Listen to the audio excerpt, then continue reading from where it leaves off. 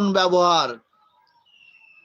ইরিজোরন ব্যবহার হয়ে থাকে যতবার রোগী নড়াচড়া করে ততই স্রাবের বৃদ্ধি হয়ে থাকে।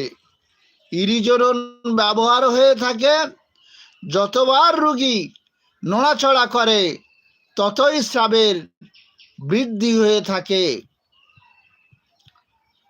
স্রাব এতটাই ভয়ানক, এতটাই বেশি, যাহা দেখলে মনে হয় যে রোগীর শরীরে বোধহয় আর রক্ত থাকবে না, সব বাহির হয়ে যাবে, এই রকম মনে হয়। তাই স্রাবও অনেক বেশি বেশি ভয়ানক বেশি। আর স্রাবের